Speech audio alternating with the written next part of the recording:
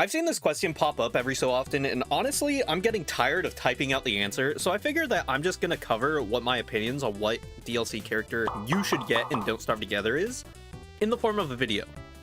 That way I could just link people to video instead of typing the whole thing out. I'll try not to let personal biases get in the way of providing an explanation of what's going on in my thought process when recommending characters, so with that, let's go ahead and begin. To start off, I think it's important to cover how to get these characters. Wortox, Wormwood, Wurt, and Wanda can all be purchased in-game for $4.99 each, with their essential character bundle. You can also unlock these characters through 2,700 spools, which, to quickly go over, let's cover what spools are and how they can be gotten. Spools can be gotten through unraveling skins. The higher the skin rarity, the more spools it's worth, and likewise for the skins that are weavable, the more spools it takes to make. There are tons of ways to get spools, and there's a really useful guide on Steam that lays out how to get them. I'd highly recommend looking into it. I will link it in the description since it's usually updated to include the Klei point links each update. And Klei points, if you're unaware, can be used on Klei's official page to get skins and spools. The most consistent way to get spools is by earning skins, however. You can earn up to 15 skins a week, 8 from in-game drops and 7 from daily login rewards. And these skins can be unraveled for a varying amount of spools, depending on the skin's rarity. Now that we've covered how to get the characters, we can start covering what's the appeal to each one. Starting off with Wormwood. Wormwood is definitely a fan favorite as far as the community's opinion goes. The main appeal of Wormwood on a surface level is how much easier farming becomes when you play as him. Wormwood doesn't need a hoe or really a farm plot to start farming, though the plot is something that he'd want eventually. His ability to passively talk to plants while in full bloom is something that saves him tons of time and makes farming overall a fair bit easier. He contributes to the team in this way by just funneling tons of garden crops into the stomachs of his teammates. If done properly, your team is not going to need help managing any of their stats, because you'll be good on funneling health, hunger, and using some crockpot recipes to pour sanity into them. This does require a bit of game knowledge, however, so if you're interested in playing the supportive role for your teammates, then keep that in mind. Wormwood does have a built-in way to help you understand what your plants want, so if you're even just interested in learning, then he's still a pretty good option for it. That's a very surface level understanding of Wormwood, and if you're a new player, that's basically going to be the main appeal to you. This is only scratching the surface of Wormwood, however, and if you want to go more in depth, his big appeal, in my opinion, is twofold. Wormwood essentially trades his ability to easily influence his health for the ability to incredibly easily influence his sanity. Wormwood's sanity management is something that is incomparable to other characters, since just doing things like cutting down trees, digging up stumps, digging up plants, all that stuff is easily done and will reduce your sanity a ton. This seems like a downside on its surface, though due to Wormwood's next upside, gaining sanity when you plant a plant, this leads to Wormwood easily being able to manage his sanity by either digging up plants or planting them, letting you choose to either drop your sanity or easily raise it. The two biggest playstyles I've seen as Wormwood is the base mom, the one who grows crops, provides tons of players with health, hunger, and sanity, and whose primary goal is just to make every other player's lives a lot easier. The second is somebody who prefers the gameplay element of not being able to heal through traditional means, that being the Wormwood Rusher who disregards his natural difficulty to heal, and even going as far as to exploit his alternative methods. Wormwood's easy access to living logs means that you have a really common item at your disposal that is used in most everything in the ruins. This is really useful for when you're stocking up on star collars, deconstruction staffs, and even thulecite clubs. The only limit is how much you're able to tank and how much you're able to heal. And when it comes to healing in the ruins, you also have the pretty unique option in Spelunkies. Spelunkies will throw poop at you when they're aggroed, so all a Wormwood needs to do is hit a Spelunky and then you get fully healed off of the poop thrown at you. It's honestly really funny and really good. Keep in mind you still do lose the sanity whenever they throw poop at you, but if you just have a bunch of seeds on you, then you don't have to worry about it. Wormwood is a really interesting character to play who has a lot going for him, and you can play him as either a challenge character with a unique set of options, or you can play him as a base mom to help out your surrounding teammates. Overall, he's a really versatile team pick. Wormwood also has the luxury of having a skill tree as opposed to all the other DLC characters at the time of my recording this. Wormwood's skill tree gives him some interesting skills, such as the ability to make more resources in the form of saplings berry bushes, and lure plants. It also gives him more combat-focused abilities, such as his Lunar Guardian perks and his Bramble Husk and Trap Specialist. His combat perks tend to help him a lot later in the game, and give him unique combat options that aren't really available to anyone else.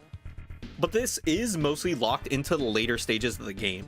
He's also able to passively heal thanks to his photosynthesis skill, and he has resistance to summer thanks to the Shade Plant perk. Wormwood is also able to grow mushrooms more efficiently, allowing mushroom planters to be a more reliable option for him, with lunar mushrooms being probably the best option at his disposal. Wortox is a character who, admittedly, I am a bit biased on. I think Wortox excels in the early game as he has the ability to teleport and heal himself with a small amount of effort in the short term. This allows Wortox to help himself and those around him manage their health, but he does, however, have one of, if not the biggest downside in the game, in that food is only half as effective for him. This means that you're going to go out of your way to manage your hunger, health, and sanity in different ways than usual, which causes Wortox to have a playstyle that almost revolves around his ability to get souls, which does require you to kill a lot of things throughout the game. This could be a problem for newer players who aren't familiar with kiting, since any damage that you take is basically just wasted souls at that point. Assuming you only take 20 damage each time, you'll have to use up 1 soul to regain that health, and if you take even more, you'll actually have to use even more souls to make up for it. If you're an experienced player, you're definitely not going to need as many souls for healing, which means that you'll be able to use his long-range teleports, so long as you maintain your souls. Being able to pop souls mid-fight is an option and is something that will help your team, but that does require some good communication on when you need to drop your souls, if only because you don't want to drop heals when you don't need to, which can be difficult if you're not actually in call with somebody, because otherwise your teammate will have to step back and ask for healing manually via typing it out.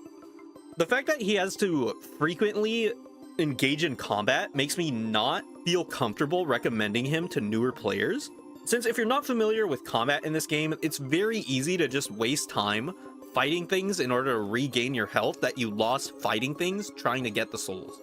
Wortox does also struggle with sanity a bit more than average, since the go-to sanity methods, such as cooked green caps and cooked cacti, are not as reliable for him. But ultimately, you can just substitute that for something like a top hat.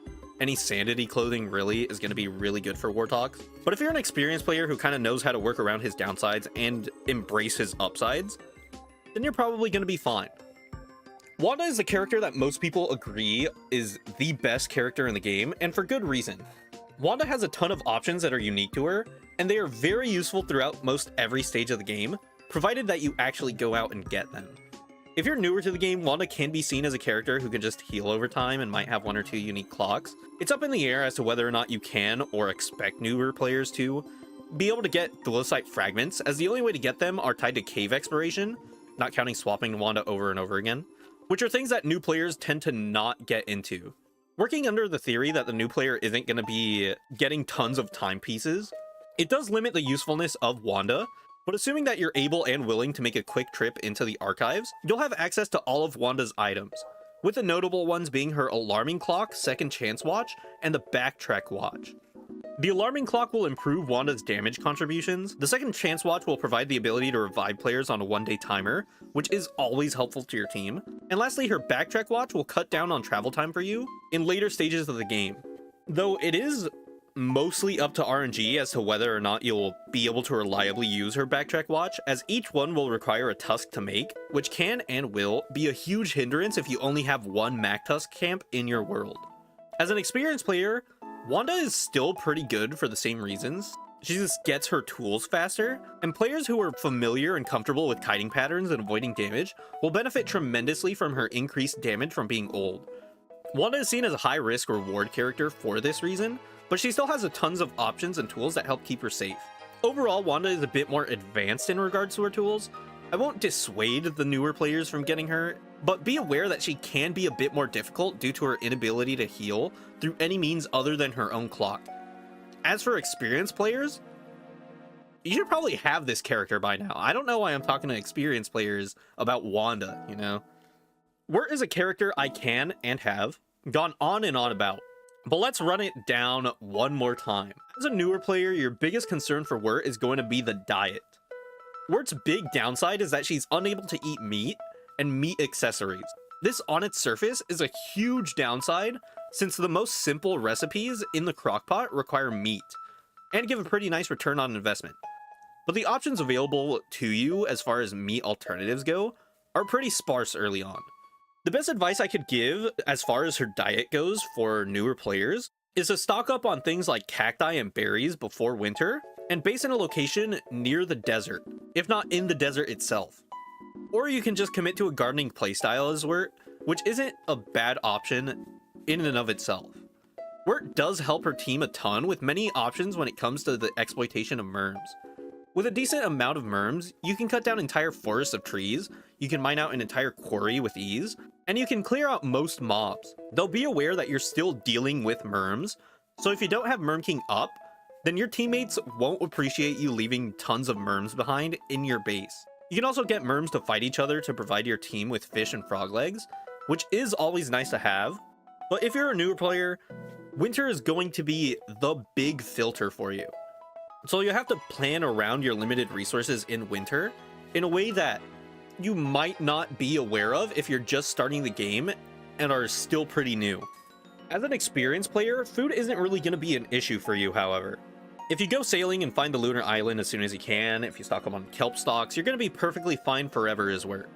As an experienced player, I'm going to assume you know how to get pigskin to supply Merm King, and I'll assume that your hunger situation will be fine, which leaves you everything else Wurt has, like access to the most versatile army in the game, excellent synergy between you and other characters as far as providing and receiving benefits goes, and if you decide to go fishing, you'll have a unique and more effective method of ignoring seasons outright. Wurt is a very powerful character, and I'd recommend anybody get her, but realistically for new players, the downside might be a bit too much for you to handle, but I'd still recommend trying her out if you like her design and think you can handle it. That's all I really wanted to talk about for this guide. Hopefully this did help you decide what it is that you want out of a character and what character will kind of fit through that. With any luck, this will help you and other people as far as explaining what character does what and who you would want to pick up if you have the spools or the cash for it.